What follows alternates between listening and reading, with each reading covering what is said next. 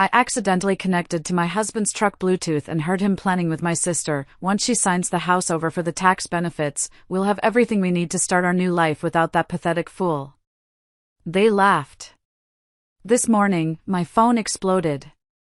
Hello everyone. Thank you for being here with me today. Before I begin my story, I'd love to know which city you're joining us from. Please feel free to share in the comments. Now, let me take you into this story. You know how some memories are burned into your brain, not like a photograph, but like a full movie with sights, sounds, and even smells?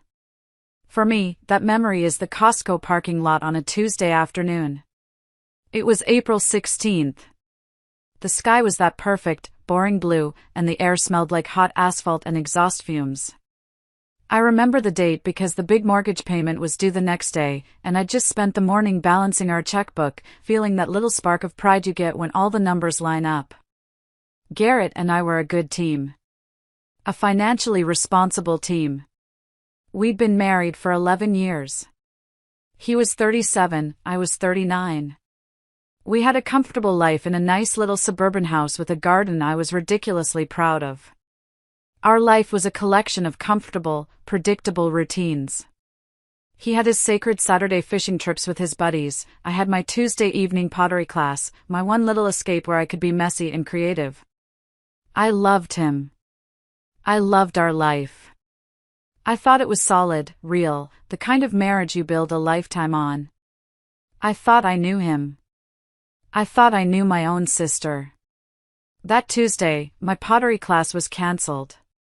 The studio's kiln was on the fritz, so they sent us all home at 2:30 in the afternoon. I had this unexpected gift of free time, a blank page in the middle of a busy week. I decided to be a good wife and run our errands. I drove to Costco, humming along to the radio. On my list, toilet paper, a giant bag of coffee beans, and the dark chocolate sea salt caramels that Garrett was obsessed with. I remember thinking how much he'd love that I remembered them. It's the little things, right? That's what they tell you. I found a parking spot way out in the boonies of the lot. I turned off the engine and just sat there for a minute, scrolling through my phone, trying to decide what podcast to listen to on the way home. I tapped the Bluetooth icon on my screen, and a list of available devices popped up. My car, my headphones, and Garrett's F-150. That was weird. A little jolt went through me. Garrett's truck shouldn't be here. He was supposed to be in a big client meeting downtown, a make-or-break deal he'd been prepping for all week. My first thought was, oh, maybe the meeting ended early and he's here surprising me. A hopeful, naive thought. Without thinking, just on instinct, I tapped his truck's name. It connected instantly. And then I heard it. Laughter. It wasn't just any laughter. It was my sister, Brenda. It was her loud, uninhibited, head-thrown-back laugh. The one she only uses when she finds something truly, wickedly funny. It wasn't her polite little giggle she used at family functions. This was real. And a moment later, a man's voice joined in, a low, familiar chuckle. Garrett's. My world stopped. The podcast, the shopping list, the smell of the air freshener hanging from my rearview mirror, it all just vanished. My finger hovered over the disconnect button, but I couldn't move. They were in his truck. Somewhere in this same parking lot. Their voices were so clear, it felt like they were sitting in the back seat of my car. He seriously has no idea, Brenda said, her voice giddy with the thrill of it all. Audrey thinks you're in some stuffy boardroom right now, charming the pants off some CEO. Garrett laughed again. And she thinks you're at home, probably weeding her precious garden for her. God, she's always been so trusting. So predictable. Remember at Trevor's wedding when we almost got caught in the coat check? I stopped breathing. Trevor was his brother. I remembered that wedding. I remembered looking for Garrett for almost an hour, and Brenda saying she hadn't seen him either. I sat there, in my sensible sedan, my hands gripping the steering wheel so tight my knuckles were white. I felt like a bug under a microscope. That was too close, Brenda said, her voice dropping into a more serious, conspiratorial tone. But it's not going to matter for much longer. Once she signs the house over for the tax benefits, we'll have everything we need to start our new life without that pathetic fool. They laughed. Together. A hearty, genuine laugh filled with shared secrets and cruel intentions. They were laughing at me. Calling me a pathetic fool. My stomach didn't just drop, it disintegrated. It felt like I had swallowed a block of ice. What about the timeline? Garrett asked, his voice all business now. How much longer do we have to keep this charade going? 3 months, max, Brenda replied, sounding like a CEO herself. My financial advisor, the one I told you about, said the capital gains exemption works best if we wait until after the next tax filing. Audrey already thinks it makes sense to put the house in your name because of your freelance business situation. God, she's so clueless about money. She trusts you completely. 3 months. I did the math in my head. 97 days. Until the appointment Garrett had scheduled with his highly recommended tax advisor. An appointment he'd been so insistent I attend. I kept listening, paralyzed, as they talked about their future. Their future. A future built on the ashes of my life. They'd been together for almost 2 years. 2 years of stolen moments, secret trips, and lies. 2 years of him coming home to me, kissing me, sleeping next to me, all while he was in love with my sister. My little sister, who I'd helped with her down payment on her first apartment, who I'd held while she cried over her first broken heart. My hands were shaking so violently that my phone slipped and clattered to the floor mat. The Bluetooth connection broke. The sudden, suffocating silence was worse than their voices. I just sat there, staring blankly through the windshield at a woman loading a case of water into her minivan. She had a kid in the shopping cart, whining for a cookie. A normal person, living a normal life, on a normal Tuesday. My normal had just been obliterated. I have no clear memory of the drive home. It's just a blur of traffic lights and street signs that meant nothing to me. I think I passed the little park where Garrett and I used to walk our dog when he was a puppy. I think I passed the Italian restaurant where he proposed to me 13 years ago. The memories felt like they belonged to someone else. The next thing I knew, my car was in our driveway, the engine silent. I couldn't bring myself to get out. I just sat there, staring at the cheerful yellow front door I had painted myself last summer. Our home. The home they were planning to take from me. I was supposed to be a temporary obstacle. A line item in their financial plan. I must have sat there for the better part of an hour. I pulled out my phone and my thumb started scrolling through my camera roll on autopilot. There we were, the 4 of us, me, Garrett, Brenda, and her husband, at last year's 4th of July barbecue. We were all smiling, Garrett's arm around my shoulder, Brenda's arm linked through his. The perfect family picture. A perfect lie. There was another one of Brenda and me at our parents' 40th anniversary party, our heads together, laughing. I remembered that moment. She had just whispered a joke in my ear, something about our dad's terrible dancing. It felt so real, so genuine. How could it have all been a performance? The initial shock began to wear off, replaced by waves of pure, hot rage. It was a physical sensation, a heat that started in my chest and crawled up my neck. I wanted to storm into that house and shatter every single thing that reminded me of him, of them. I wanted to take a baseball bat to his precious truck. I imagined myself calling Brenda, screaming at her until my throat was raw. I pictured waiting for Garrett to walk through that yellow door, the look on his face when I played the recording of his betrayal back to him. I actually unlocked my phone and typed out a message to Brenda. I know everything. You are a disgusting monster. My thumb hovered over the send button. I could end this right now. I could have the screaming match, the dramatic confrontation, the messy, ugly end. But then, their voices echoed in my head again. Pathetic fool. They were counting on me to be emotional. They were expecting tears and accusations. A dramatic scene would be messy, but it would give them the upper hand. They could paint me as the crazy, hysterical wife. They could control the narrative. And while I was falling apart, they would be quietly executing the rest of their plan. They weren't just cheating on me. They were robbing me. Something inside me went cold. The hot rage solidified into something hard and sharp, like a shard of ice. They weren't going to get the satisfaction. They had underestimated me. They thought I was a fool. Fine. I would be the biggest fool they had ever seen. For the next 97 days, I would be the most loving, trusting, perfect wife they could ever imagine. And all the while, I would be building a cage for them, piece by piece. I finally got out of the car. I walked through the yellow door, into the silent house. It felt different now, like a stage set. I went straight to my small home office, sat down in the dark, and opened my laptop. The glow of the screen felt like a spotlight. I started a new, password-protected document. And I began to make a list. A battle plan. 1. Do not confront Garrett or Brenda. Not a word. Not a look. 2. Document everything. Every lie, every late night, every dollar. 3. Forensic audit of finances.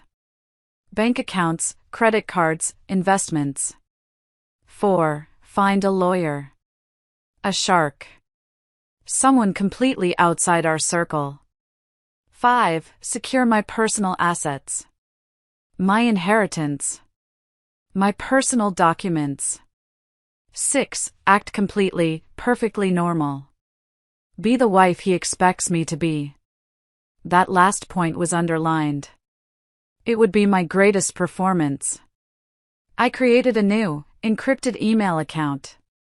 I found an old burner phone I'd kept from a previous job and charged it. My secret life had begun. The game was on. Waking up the next morning was the hardest thing I'd ever done. For a few beautiful, foggy seconds, my reality was normal. I felt the familiar weight of Garrett's arm draped over me. And then, the memory of the recording crashed down, and the man lying next to me became a stranger, an enemy. I had to physically stop myself from flinching away from his touch. He mumbled a sleepy good morning and kissed my cheek. It felt like being branded. "Hey, could you pick up my dry cleaning after work today?" he asked, his voice still thick with sleep. The casual intimacy of it, the sheer normalcy, made my stomach churn. This was the suit he'd be wearing while he met with lawyers to figure out how to steal my house. "Of course, honey," I said, my voice a perfect imitation of my normal self. The moment I was out of bed, I ran to the bathroom, turned the shower on full blast to cover the sound, and was violently sick into the toilet. I rinsed my mouth, looked at my pale, shaken face in the mirror, and whispered, "Get it together, Audrey." This became my new ritual. I would act the part of the perfect, loving wife on the outside, while on the inside, I was a general waging a secret war. I started a private journal in my new email account, documenting every interaction, every lie. Garrett said he was working late? I'd log the time. Brenda called to say hi? I'd transcribe the conversation, analyzing every word for hidden meanings. On day 7, I officially named my plan, Operation Don't Be a Pathetic Fool. The first phase was reconnaissance. The next day, I called in sick to work, claiming a migraine. The second Garrett's truck pulled out of the driveway, my mission began. I started in his home office. It felt like a monumental violation of privacy, but I reminded myself, he had already burned that bridge. I was just collecting the ashes. It didn't take long. In the back of his filing cabinet, tucked inside a folder labeled Old Tax Returns, I found it. Statements for a secret bank account. I sat on the floor, my heart hammering, as I read through them.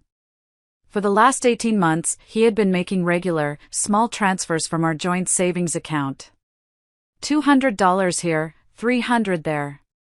Small enough to go unnoticed in the day-to-day shuffle of bills and expenses, but they added up to nearly $40,000.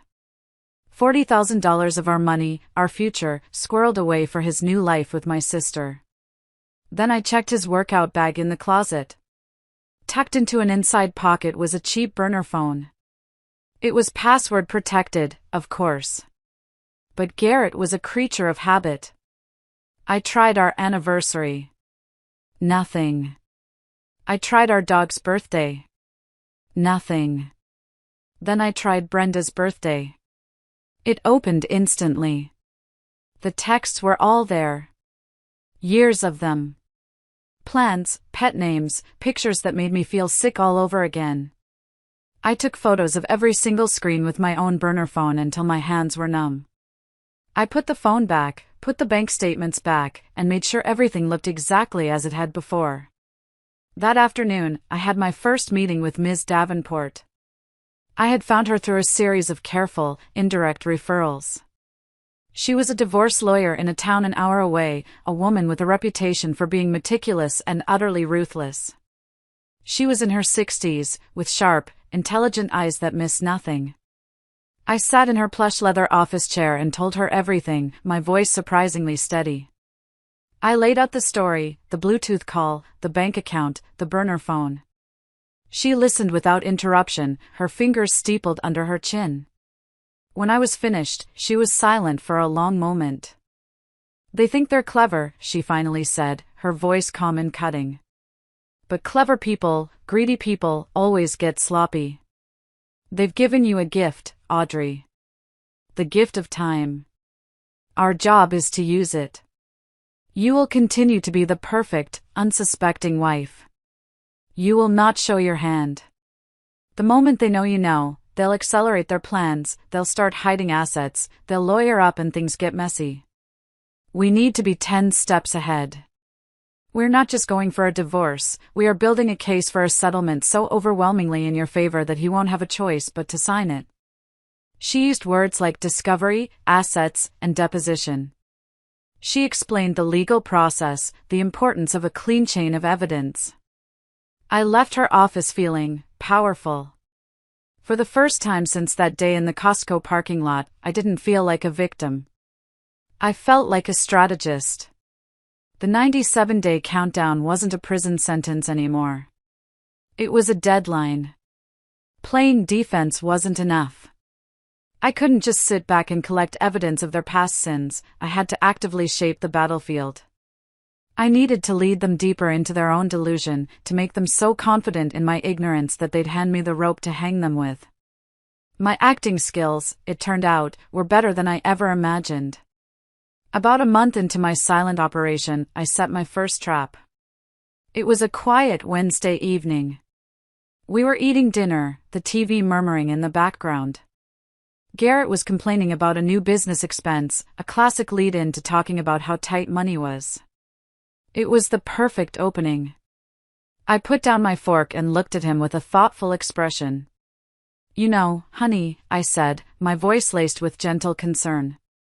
"I was reading this article on a finance blog today. It was talking about tax strategies for couples where one person has a small business, like you do." I saw a flicker of interest in his eyes. "Oh yeah? What did it say?" "Well, it was pretty complicated," I said with a little, self-deprecating laugh. "All about capital gains and tax liabilities. But the gist was that it can sometimes be a huge advantage to have the primary residence, you know, the house, solely in the name of the business owner. It said it can protect the asset and offer significant tax benefits, especially when it comes to a future sale." I let that hang in the air. I could almost see the gears turning in his head. He was trying so hard to look casual, to act like this was brand new information. "Ha," he said, picking up his fork again. That's actually really interesting. My accountant mentioned something vaguely similar a while back. Maybe that's something we should actually look into." It could be a really smart move for our financial future. Our financial future. The lie was so effortless for him. Maybe, I said with a shrug, as if the thought was already leaving my mind. Just something I saw. The seed was planted. And he thought it was my idea. The next weekend, when we were at a barbecue at her house, Brenda brought it up in front of everyone. "Oh, Audrey, Garrett was telling me about that brilliant tax idea you had about the house. You're so smart with that stuff," she gushed, squeezing my arm. I smiled back at her, a perfect, warm smile. "Just trying to look out for our family," I said. The sheer audacity was breathtaking. My next trap was designed to test their greed.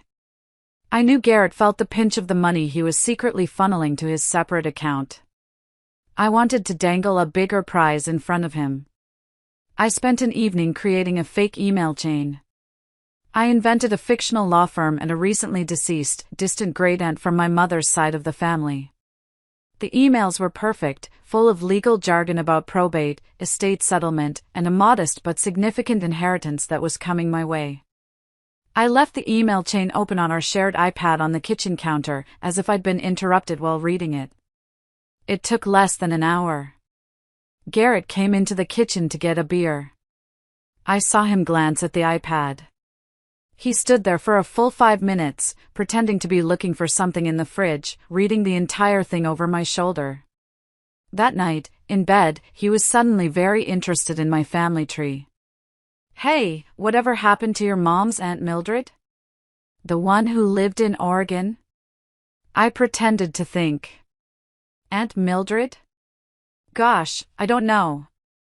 I think she passed away years ago." "Why?" "Oh, no reason," he said smoothly. Her name just popped into my head. Over the next few days, he started talking about our future in grander terms.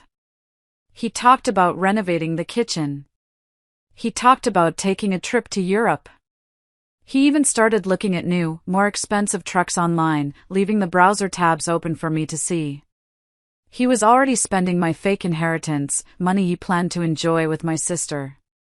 The hardest part was maintaining the physical side of our marriage.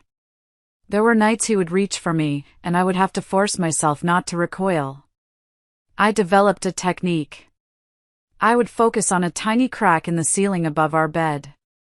I would trace its path with my eyes while he was touching me, my mind a million miles away, going over my checklist, planning my next move. He thought these were moments of intimacy. They were moments of espionage. He was sleeping with the enemy. He just didn't know he was the enemy. Living a double life is exhausting. The constant vigilance, the mental gymnastics of keeping your stories straight, the sheer effort of smiling when you want to scream, it wears you down. The most draining moments were the social ones, the times I had to perform my role not just for Garrett, but for an entire audience. About 2 months into the countdown, Brenda, in her infinite capacity for cruelty, suggested a dinner party. "Just a small get-together," she chirped over the phone. "Me, you, Garrett, and Cheryl. It's been too long since we all just hung out." Cheryl. She was a mutual friend, someone I'd known since college. But for the last few months, she'd been different with me. Overly solicitous, avoiding my eyes, always asking if I was really okay with a sad, pitying look. I suspected she knew. This dinner was my chance to confirm it. "What a wonderful idea, Bren," I said, my voice dripping with fake enthusiasm. "I'd love that. I'll make my famous lasagna." The evening was a masterclass in passive-aggressive tension. I felt like I was in a stage play where only I knew the real plot. Garrett and Brenda were disgustingly chummy, finding constant excuses to be near each other. A hand on his back as she passed by. A shared, secret smile over a joke no one else got. They were so brazen, so confident in my ignorance. Cheryl, on the other hand, was a nervous wreck. She barely ate, jumping at every loud noise and spilling her wine twice. I decided to be the perfect hostess. I kept the conversation light and, most importantly, I kept the wine flowing. I knew a drunk tongue tells the truth. After dinner, Garrett and Brenda announced they were stepping onto the back patio for some fresh air. Neither of them smoked. They just wanted a moment alone. This was my opening. The moment the sliding glass door clicked shut, I turned to Cheryl.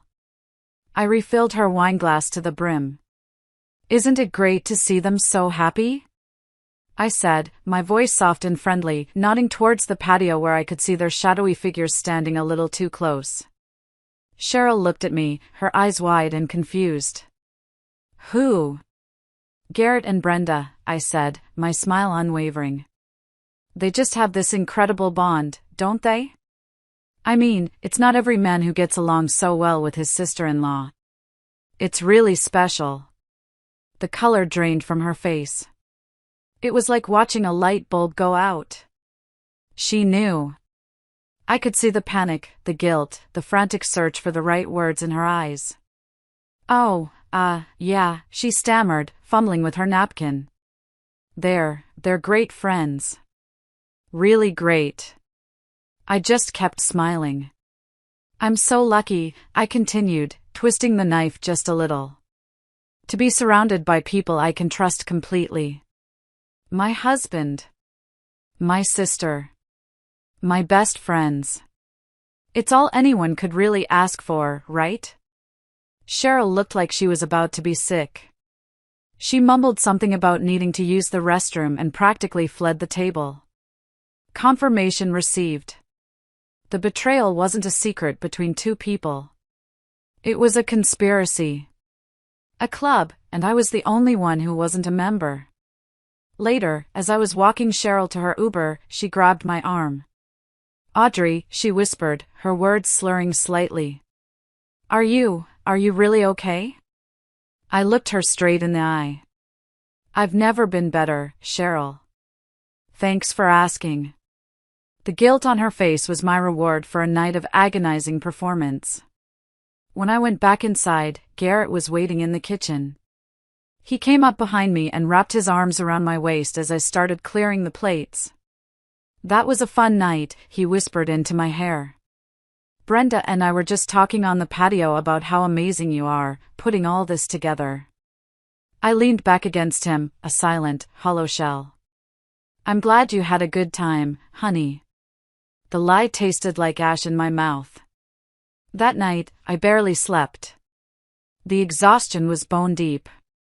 I felt utterly, completely alone.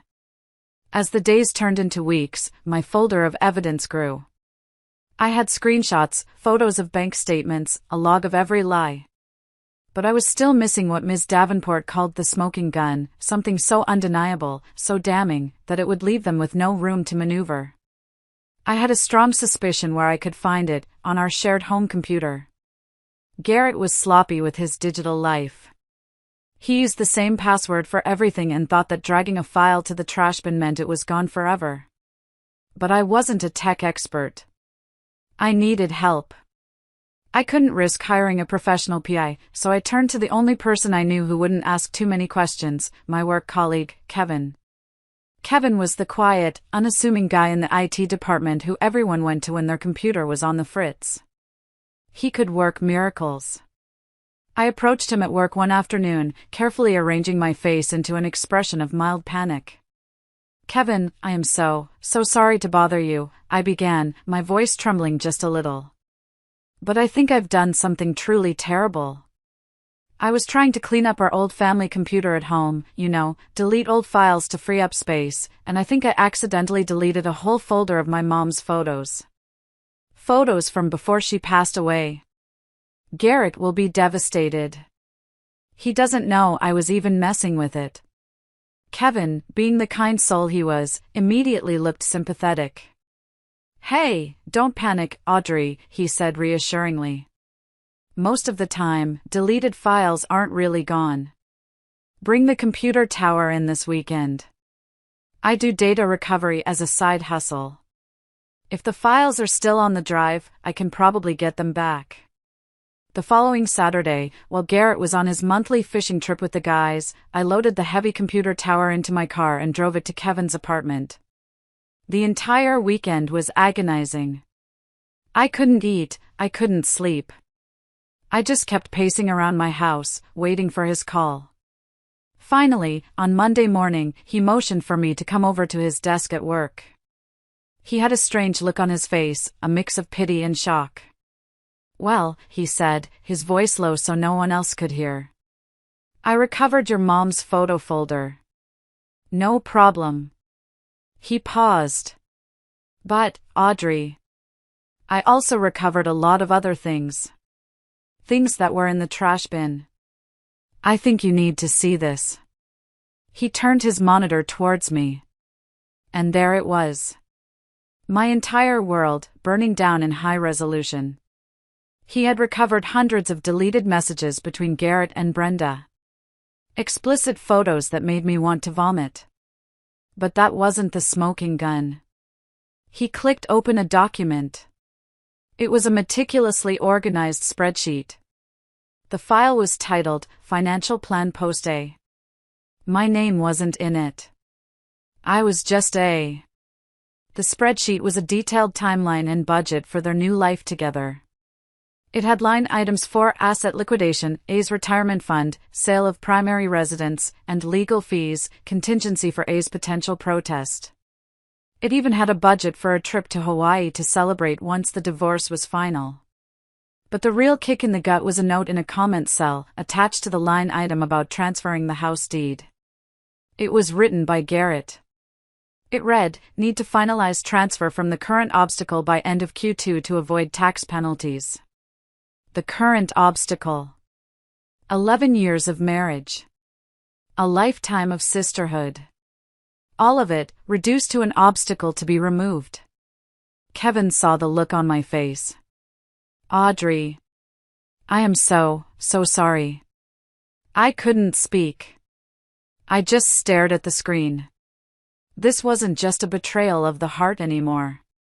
This was a calculated, premeditated financial and emotional assassination. He also found their shared Amazon wish list, which was still active. It was titled Our New Place. It had everything on it, from a brand new sectional sofa to a fancy espresso machine. The most twisted part? Some of the items, like a set of expensive kitchen knives, were things I had wanted for our house for years, but Garrett had always vetoed, saying they were a waste of money. Apparently, they weren't a waste of my money. I had Kevin copy every last file onto a new, encrypted flash drive. I took it from his hand, my own hand trembling slightly. "Thank you, Kevin," I whispered. "You may have just saved my life." I walked back to my desk, the small flash drive feeling as heavy as a brick in my pocket. The pathetic fool was gone. The victim was gone. All that was left was the obstacle. And this obstacle was about to become a goddamn wall. Holding that flash drive in my hand changed everything. The emotional fog I had been living in for over 2 months finally burned away, leaving behind a cold, hard clarity. The anger and grief were still there, of course, but they were no longer overwhelming. They were fuel. It was time to stop gathering intelligence and start preparing for extraction. My first move was to quietly and methodically remove every item of personal value from the house. I started with the small things. My grandmother's engagement ring, which was my only real piece of family inheritance. The box of old photo albums from my childhood, filled with pictures of a smiling, innocent girl who had no idea what was coming. My personal financial documents, my passport, my social security card. I bought a stack of moving boxes from Home Depot, telling Garrett I was finally getting serious about that decluttering project I'd been talking about for years. "That's great, honey," he said, completely oblivious. "Our house has gotten so cluttered. Let me know if you need help moving anything heavy to the garage." He had no idea he was helping me erase myself from his life, one box at a time. My brother, Leo, was my silent co-conspirator. I never told him the full story, not yet. I just told him things at home were complicated and I might need to crash with him for a while. He didn't push for details. He just cleared out his spare room and texted me, "Your sanctuary is ready whenever you are." Every few days, I'd drive over to his place with another carload of boxes, which we'd stack in his garage. We'd share a pizza on the hood of my car, talking about everything and nothing. His quiet, unquestioning support was the one thing that kept me sane. The final week before the tax appointment felt surreal, like the last few minutes of a movie before the big climax. Every interaction with Garrett was freighted with meaning. Every word, every touch, was the last of its kind. On day 94, just 3 days before the end, he announced he was planning a special date night for us. Just because, he said, wrapping his arms around me from behind while I was washing dishes. I feel like we've been a little distant lately. I want to take my beautiful wife out to a nice dinner. We need to reconnect before we make all these big financial decisions. The manipulation was so transparent it was almost pathetic. This was his final performance, the last push to make sure the dumb, loving wife was primed and ready to sign away her future. I agreed, of course. I even suggested we go to our favorite Italian restaurant, the one where we'd celebrated so many anniversaries. The dinner was an out-of-body experience. He held my hand across the checkered tablecloth. He told me I looked beautiful. He toasted to us and our future, talking about growing old together in our house. He was the perfect, charming husband. He was also a sociopath. I smiled, I laughed in all the right places, I played my part. All the while, I was mentally running through my D-Day checklist, making sure every detail was in place. That night, he initiated intimacy for the last time. I let him. I felt like an actress on a closing night, giving my final performance. I lay there in the dark afterwards, his arm draped over me, his breathing slow and even as he slept. You know, he whispered into the darkness, thinking I was asleep. That appointment next week, it's going to be so good for us. It's going to secure our future. I didn't move. I didn't breathe. I just lay there in the dark, my face turned away from him, and I smiled. He had no idea how right he was. It was going to secure a future. My future. I was awake long before the alarm went off on day 97. I lay in bed and watched the first pale, gray light of dawn seep through the blinds. This was it. The last day of my old life. My stomach was a knot of nerves, but it wasn't fear. It was anticipation. It was the feeling an athlete gets before the starting gun fires. I got up quietly, went downstairs, and made coffee, just like I did every other morning. I sat on our back deck, the one Garrett had built, and watched the neighborhood wake up. A dog barked. A car started. The world was moving on, completely unaware that my personal world was about to undergo a controlled demolition. At 7:30, Garrett's alarm blared. He shuffled into the kitchen a few minutes later, rubbing the sleep from his eyes. He kissed my cheek, a casual, familiar gesture that felt utterly alien. Morning, he mumbled. Don't forget, we've got that important tax appointment at 2 o'clock. I turned from the counter, holding a fresh cup of coffee out to him. Morning, honey. I haven't forgotten. I paused, then delivered the first calculated move of the day. Actually, about that. Something just came up at work. A client had a last-minute crisis, and my boss needs me for a quick meeting this afternoon. I'm so sorry, but I might be a few minutes late. I watched his face carefully. I saw a flicker of panic in his eyes, the fear that his perfectly laid plan was about to be disrupted. He quickly masked it. Oh. Well, should we reschedule? It's pretty important. No, it's fine, I said, waving my hand dismissively. It shouldn't take more than half an hour. Why don't you go ahead to the appointment, and I'll just meet you there? It'll save us having to drive together anyway. The relief that washed over his face was so obvious it was almost comical. His plan was still on track. The dumb, accommodating wife was making it even easier for him. Okay, yeah, that works, he said, his good mood instantly restored. Just don't be too late. They charge by the hour. He left for his own morning appointments at 9:15. I stood at the window and watched his truck pull out of the driveway. I saw him pick up his phone as he drove, no doubt texting Brenda the good news, everything is proceeding as planned.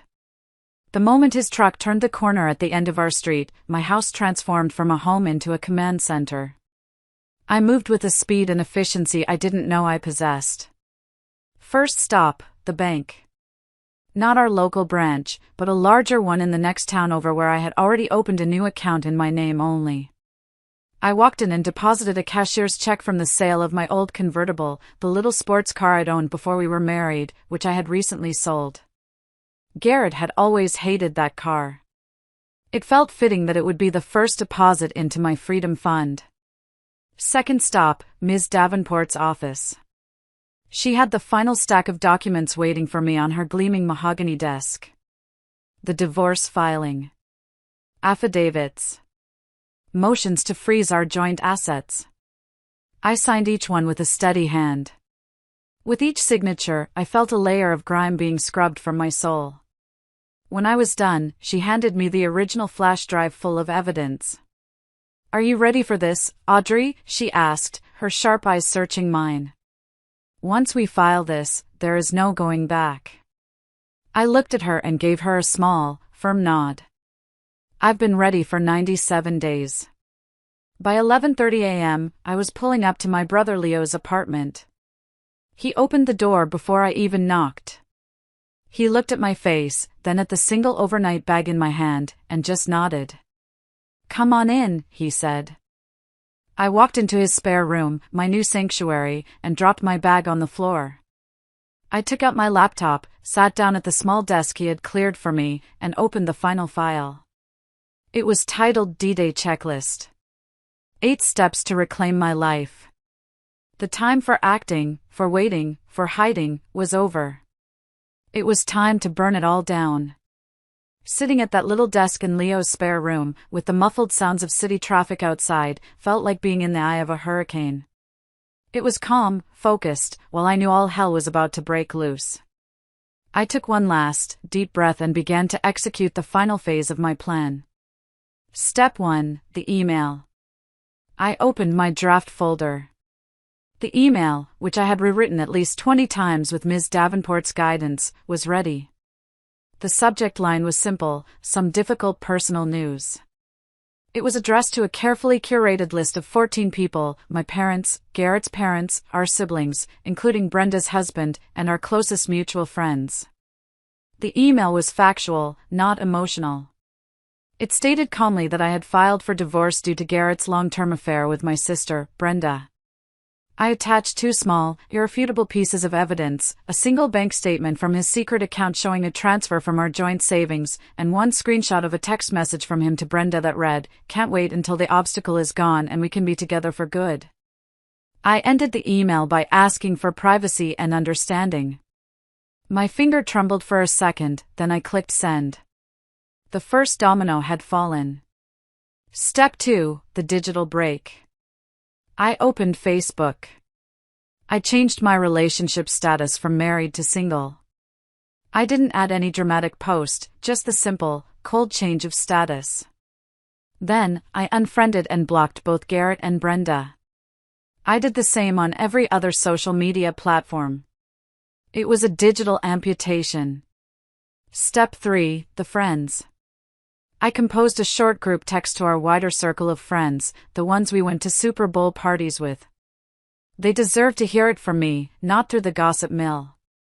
The text was simple: just wanted to let you guys know that Garrett and I are splitting up. I found out he's been with Brenda for years. This is obviously very difficult, so please respect my privacy. I value all of your friendships. My phone immediately started buzzing with replies, but I ignored them.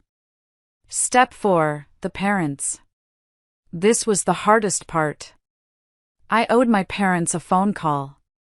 I braced myself and dialed. The conversation was short, brutal, and heartbreaking. My father went completely silent. My mother just kept repeating, "Oh, Audrey, oh, no." I told them I was safe and that I loved them and that I would explain more later. I could hear the shattering of their world through the phone line. Step 5, the money. I logged into our joint bank account one last time. I initiated a transfer for exactly half of the remaining balance into Garrett's primary checking account. In the transaction memo, I wrote, "Your half of the assets. Goodbye." Then, I transferred my half into my new, secure account. The financial cord was cut. Step 6, the husband. The clock on my laptop read 1:45 p.m. 15 minutes before the fake appointment. It was time. I sent the text I had memorized. Garrett. I know everything about you and Brenda. I have known for 97 days. Do not go to the tax advisor's office. There is no appointment. The man waiting for you there is a process server with our divorce papers. The house transfer you were expecting is not happening. All of our joint assets have been frozen by my lawyer. Your things are at the house. I am not. Goodbye. Step 7, the sister. Her text was shorter, sharper. Brenda. Hope he was worth destroying our entire family over. Check your email. Everyone you have ever known now knows exactly what you are. Step 8, the silence. I took my phone, the burner phone, and my laptop, and I turned them all off. Completely off. For the next 6 hours, I was gloriously, blissfully unreachable. Leo, my incredible brother, understood I needed a distraction. We ordered a giant, greasy pizza and played Call of Duty like we were teenagers again. We didn't talk about Garrett. We didn't talk about Brenda. We just existed in a bubble of normalcy, and for the first time in 3 months, I felt like I could actually breathe.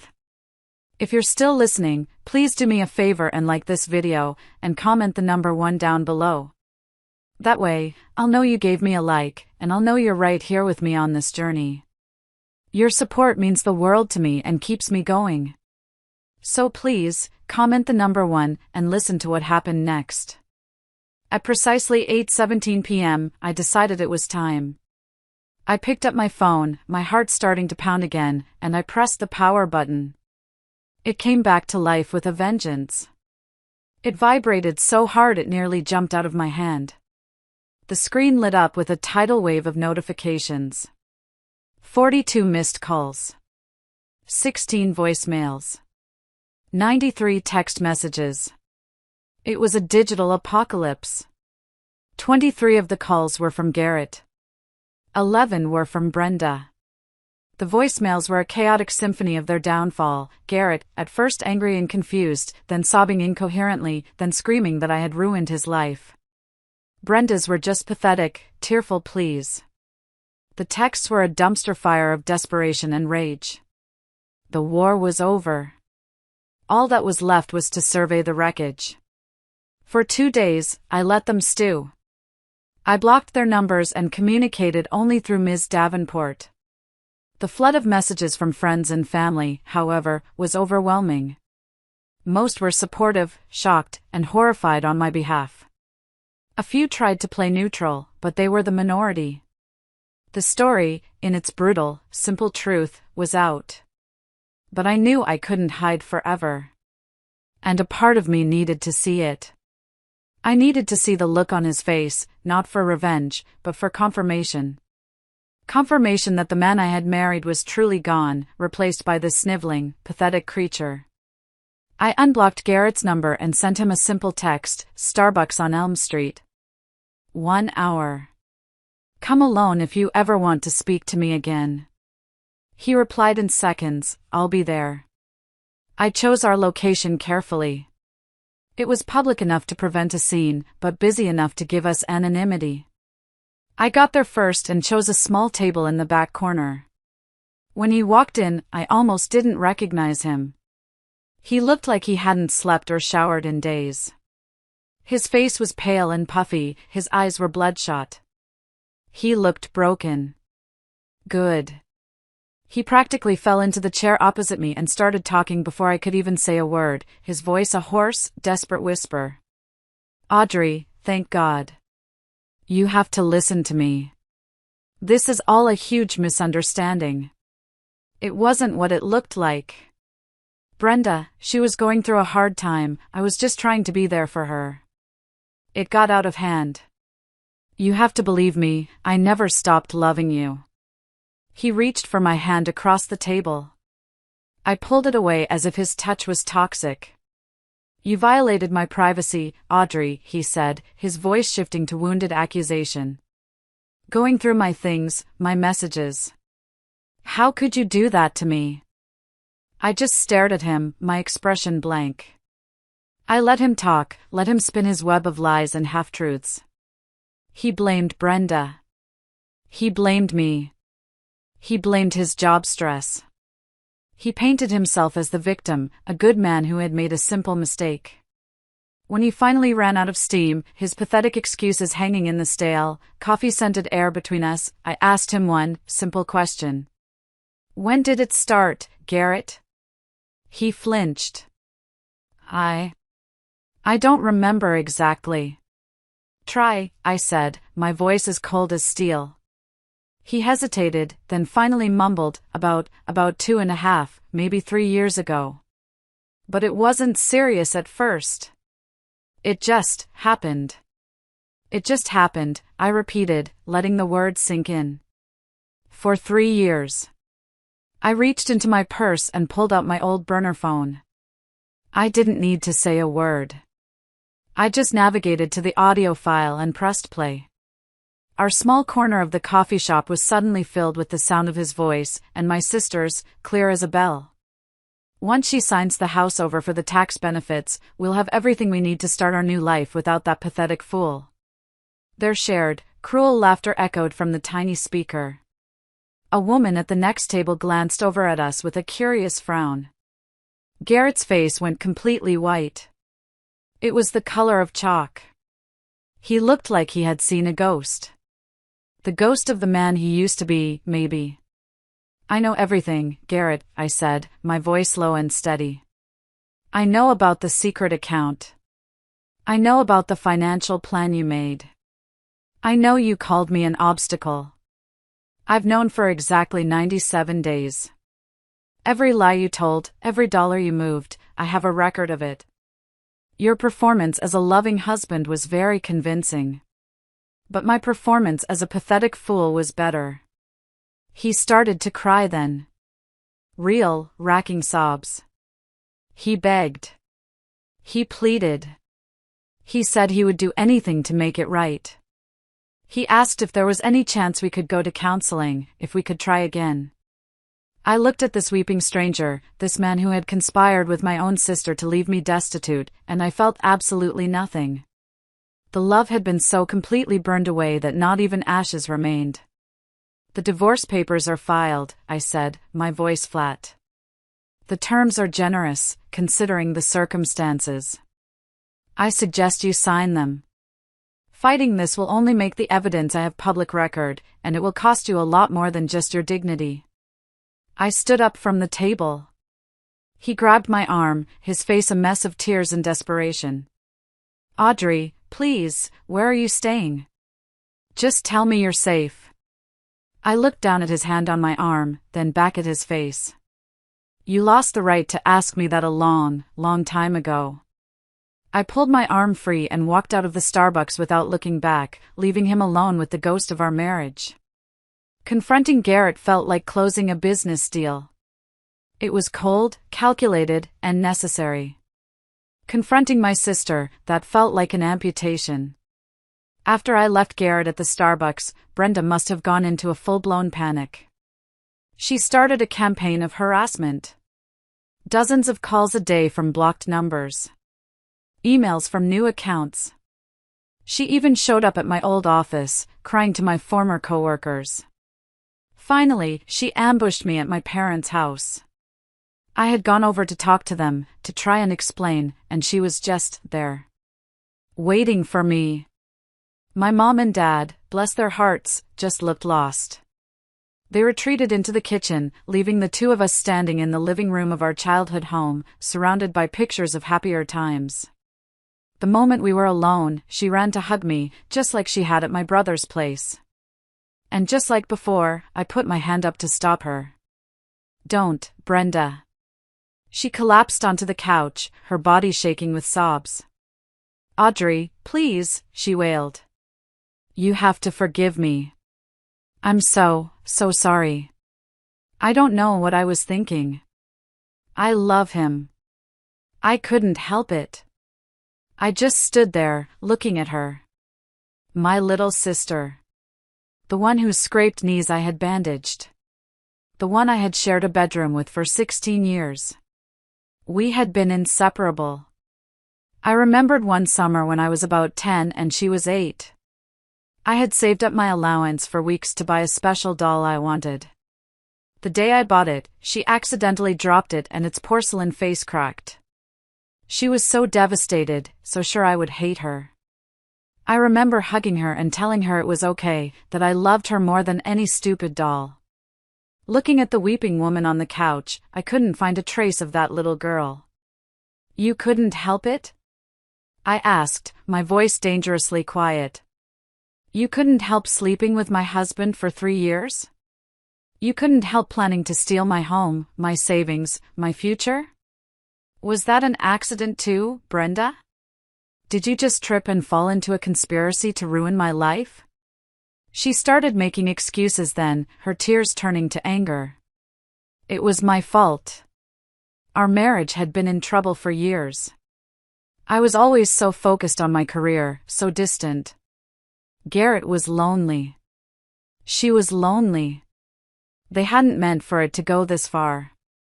She tried to paint it as some kind of tragic, inevitable love story.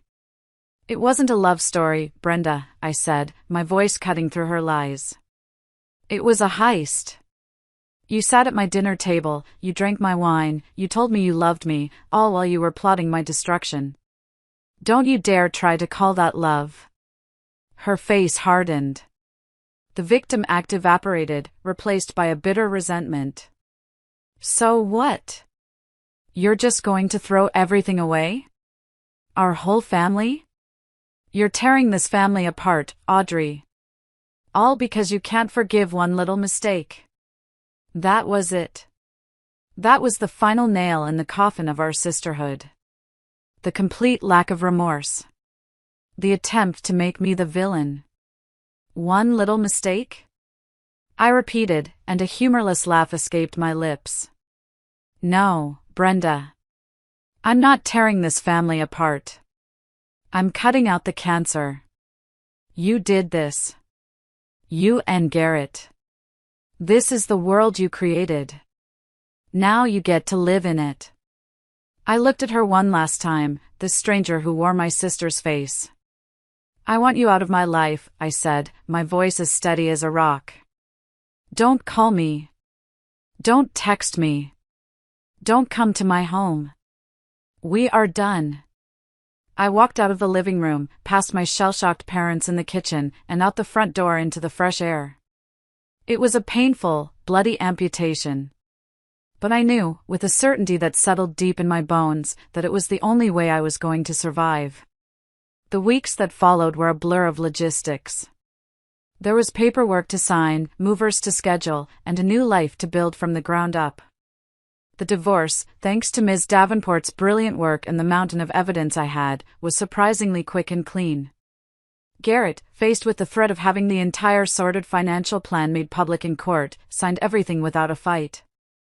The house sold in less a month. We split the proceeds, I kept my own retirement accounts and my inheritance, and he kept the $40,000 he had stolen. I didn't want it back. It was tainted. I found a small, bright apartment in a part of town I had always loved. It was all mine. The silence was deafening at first, but slowly, it started to feel like peace. I painted the walls a color I loved, bought furniture that was my style, and learned to enjoy the simple pleasure of my own company. News from my old life trickled in through mutual friends and my brother. Garrett and Brenda were officially a couple, living together in a cramped, rented condo across town. Their grand plans for a new house and a life of luxury had evaporated. Apparently, their relationship, born in deception, wasn't faring so well in the harsh light of reality. They had lost almost all of their friends. My parents were civil to Brenda, but their relationship was fractured, perhaps irreparably. They had chosen their sides. As for me, I was healing. It was a slow process, like recovering from a major surgery. Some days were good. I'd go for a long walk, reconnect with an old friend, and feel a spark of my old self. Other days were hard. A song on the radio or the sight of a truck like Garrett's would send me spiraling for a few hours. I even went on a couple of dates, set up by well-meaning friends. They were both disasters. One guy talked about his ex-wife the entire time, and the other one chewed with his mouth open. I decided I was officially on a dating hiatus. I was fine on my own. Last week, I was finally unpacking the very last moving box. At the bottom, wrapped in old newspaper, was Garrett's favorite coffee mug. It was this big, ugly ceramic thing he'd bought on a road trip years ago. It had a huge chip on the handle, but he refused to let me throw it away, insisting it was perfectly good otherwise. I stood there in the middle of my new, sunny kitchen, holding the mug in my hands. I ran my thumb over the chip. And for the first time, I let myself remember. I remembered hundreds of lazy Sunday mornings, him drinking coffee from this mug while we read the paper. I remembered him bringing me coffee in bed in this mug when I was sick. They were good memories. And I realized, with a startling clarity, that they were real. The love, at one point, had been real. It didn't make his betrayal any less monstrous, but it meant my life with him hadn't been a complete lie. Just the ending had. I took the mug, wrapped it carefully in fresh packing paper, and put it in a small box. I drove to the post office and mailed it to his new address. I didn't include a note. There was nothing left to say. It was just one last act of returning something that no longer belonged to me. And that's my story. The story of how I spent 97 days as a ghost in my own life, all to avoid being the pathetic fool they thought I was. It wasn't just about revenge. It was about respect. My own.